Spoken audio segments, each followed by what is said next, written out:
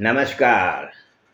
ઓમ વક્રતુંડ મહાકાય સૂર્યકોટિ સમપ્રભુ નિર્વિઘ્નમ કુરુ મે દેવ સર્વકાર્યેષુ સર્વદા. આયુષ્ય અને મૃત્યુના સંકેત એ વિષય ઉપર આપણે વાતો ચાલુ કરી છે. અગાઉના એપિસોડમાં આપણે થોડીક આ બાબતે વાત કરી ચૂક્યા છે.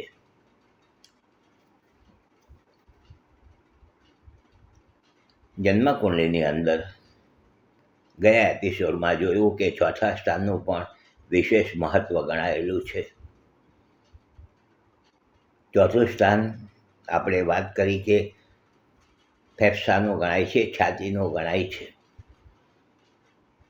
અને હૃદયનું સ્થાન કોઈ પાંચમું સ્થાન પણ ગણે છે. ચોથા સ્થાનમાં પણ હૃદયનો જોઈ શકાય છે.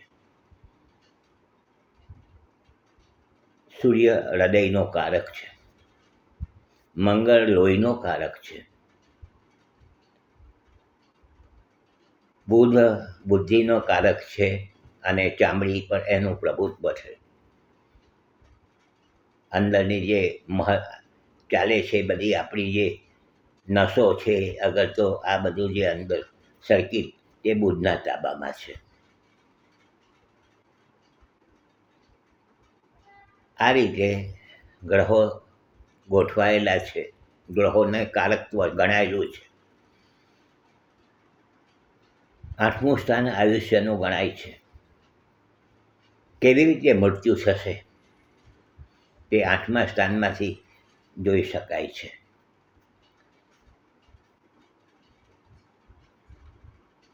નવે ગ્રહના ઉપર રોગ નક્કી થતા હોય છે.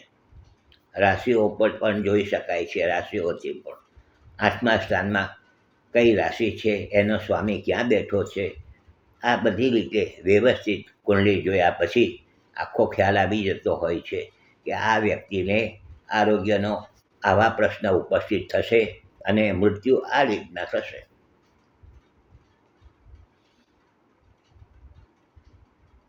છઠ્ઠા સ્થાનનો માલિક, આઠમા સ્થાનનો માલિક, 12મા સ્થાનનો માલિક અને યોગ્ય દશા ન હોય ચાલતી, ગોચરમાં ગ્રહો બરાબર ન ચાલતા હોય તો આ સમયે આવા વ્યક્તિઓનો મૃત્યુ નિશ્ચિંત છે. મૃત્યુ નિશ્ચિંત છે, આ સંકેત છે મૃત્યુના. ઘણી વખત આરોગ્યના જ્યારે પ્રશ્ન ઉપસ્થિત થાય છે ત્યારે આપણું જે મેડિકલ સાયન્સ છે, ડૉક્ટરો છે, ખૂબ પ્રયત્ન કરે છે, ખૂબ મહેનત કરે છે. એને વ્યક્તિ પોતાના જે કસ્ટમર છે એને સારું કરવા માટે પૂરા પ્રયત્ન કરતા હોય છે, પરંતુ કેટલીક વખત દવાઓ પણ લાગુ પડતી નથી. ડૉક્ટરોને પણ આ બાબતે થોડાક મનથી નિરાશ થઈ જતા હોય છે અને છેલ્લે કહેતા હોય છે કે હવે તો પ્રાર્થના કરો ભાઈ, ભગવાન ઉપર છોડીને ચાલો, કારણ કે હવે સમય પૂરો થયો છે. ઘણી જગ્યાએ ઘણી વખત ખોટા નિદાન થઈને પણ ખોટા નિદાન અને ખોટા નિદાનને લઈને પણ વ્યક્તિનું મૃત્યુ આવી જતું હોય છે, મૃત્યુ થઈ જાય છે. અકસ્માત થાય.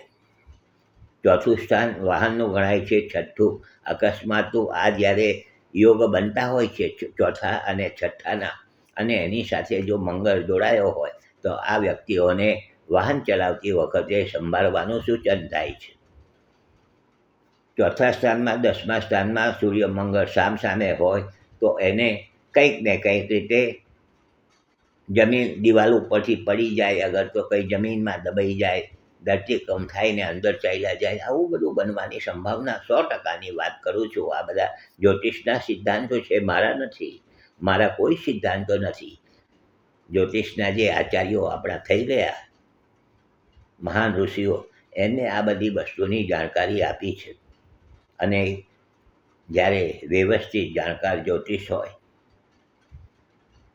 ત્યારે એને ખ્યાલ આવી જતો હોય છે, અગાઉથી ખ્યાલ આવી જાય છે કે આ તમે પાણીની ઘાટ છે, સંભાળજો, આગ અકસ્માતમાં સંભાળજો, વાહન ધીમી ચલાવજો, ખબર પડી જતી હોય છે.